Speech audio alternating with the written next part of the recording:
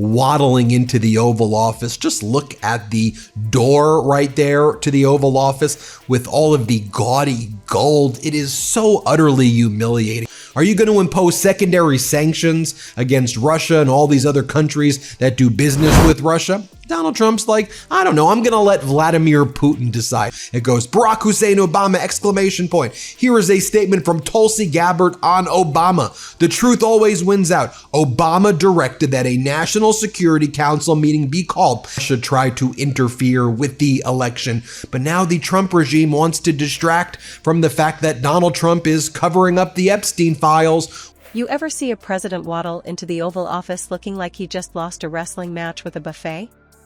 That's the opening shot. Weak, pale, gold doors behind him, not exactly the image of world leadership.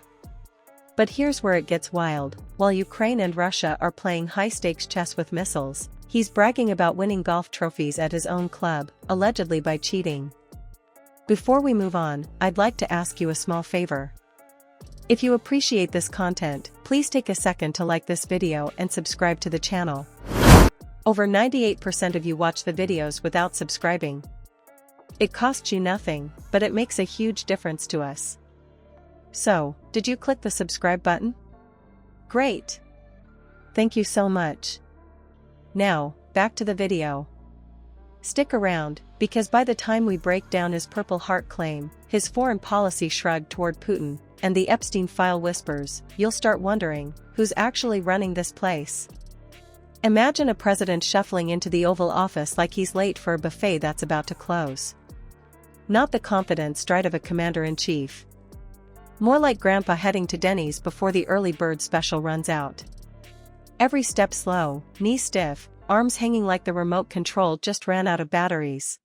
This press event where he says, I don't actually care if Zelensky meets with Putin and me. I'm just going to meet with Putin. That's all I discuss. Well, hey, Donald, while actively helping Ghislaine Maxwell get moved to a minimum security facility that's right on the Texas A&M campus, or very close to the Texas A&M campus, that has strong relationships as part of their talking about meetings with Vladimir Putin, while whining that people are saying that Russia interfered with the 2016 election. We're seeing what Russia is doing with you now, idiot. At the same time, Donald Trump is sending emails like this. Barack Hussein Obama. This is the type of emails that Donald Trump is sending to his supporters. I subscribe so you don't have to. The face tells its own story, tight jaw, narrowed eyes, and that strained attempt at a smile that looks more like he's trying not to sneeze. It's not just about how he walks, it's the mood it drops into the room. People glance up, then quickly look down, as if pretending they saw nothing. In the last few weeks, these public appearances have gotten more noticeable. The pace is slower, the shoulders slouch just a little more, and when he turns to cameras, there's a fixed expression that says, let's get this over with instead of let's get to work. It's a small thing, maybe. But body language is a kind of soft power, and when it sags, people notice, both at home and abroad. It's hard to sell yourself as the guy who never tires, never gives up, when you're looking like you need to sit down halfway to the podium. Now match that with the brand he's sold for years, tireless, unbeatable, the man who sleeps less than anyone except maybe Dracula. That's been his story. But here's the tension, on stage, the reality doesn't seem to match that myth.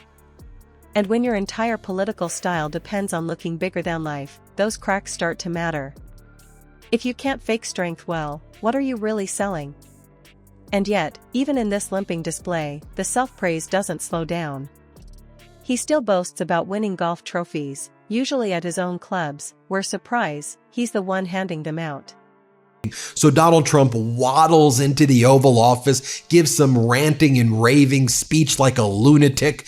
We see what's actively taking place right now. But a war is raging right now in Ukraine because Russia thinks you're weak and Europe knows that you're not helping, and Europe's doing all it can to help Zelensky, and Zelensky knows that you're throwing him under the bus. Putin is asking you to have this meeting because he's trying to buy time to delay the Ukrainian drone strikes against the oil refineries and railways in Russia, in the region right by Kyiv. More Russian drone strikes after Russian drone strikes after Russian drone strikes. And what is Donald Trump doing? What's Donald Trump posting about? Imagine the headlines: missiles flying overseas, economies shaking, and the leader of the free world is holding up a crystal cup for beating Bob from accounting on the back nine. Sure, golf is fine. But bragging about it like it's a Nobel Prize while global fires burn doesn't exactly scream laser focus. Then there's foreign policy. In a recent off-the-cuff remark, he basically called meeting with Ukraine's President Zelensky optional, like grabbing a latte on the way home. This is while Ukraine's in the middle of a war, counting on Western support to hold its ground. Experts say those meetings aren't coffee chats, they're signals to both allies and enemies. Skip them or make them sound like chores, and you risk giving adversaries the idea that your attention is elsewhere. They were tasked to create an intelligence assessment that detailed how Moscow tried to influence the election. Not if, but how. We know that in 2016, restorative justice programs. So now Donald Trump's posting Barack Hussein Obama. That's what I want you to focus on. Hey, Donald, while you are weak and sickly and waddling into the Oval Office, so Zelensky's doing everything he can. You see right here, the oil refineries in Russia that Ukraine is striking. That's why. So Putin can enlist more North Korean soldiers and enlist more soldiers in Russia to advance on Ukraine during his invasion. That's what's taking place. I mean, look what happened last night. People who study alliances for a living will tell you coordination during war isn't just nice to have, it's the glue holding the defense together.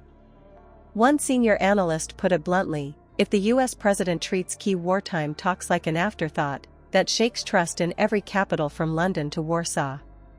And trust is the last thing you can afford to lose when bombs are falling. Now add in the old Purple Heart anecdote, how he once joked about receiving it from a supporter instead of earning it in military service. On its own, maybe it's just tasteless humor. But pack it in next to the golf bragging and lukewarm diplomacy, and you've got a pattern. A president collecting stories of victory that cost him nothing while sidestepping ones that might. It's this absurd mashup: a fake military honor, trophies from your own backyard competition, and a shrug at a major war meeting. All stitched together and sold as proof of strength. It might fool the uncritical, but to anyone looking close, it's a patchwork robe hiding how shaky the frame really is. And here's the thing, the more he talks about personal wins, the more the real image of stability slips away. The distance between the story and the performance gets wider, and when people start to see that gap, they don't unsee it. If the body carrying the title seems unsteady, then maybe it's not just the image that's wavering. The machinery running beneath that image could be even more unstable, and that's the part that doesn't limp.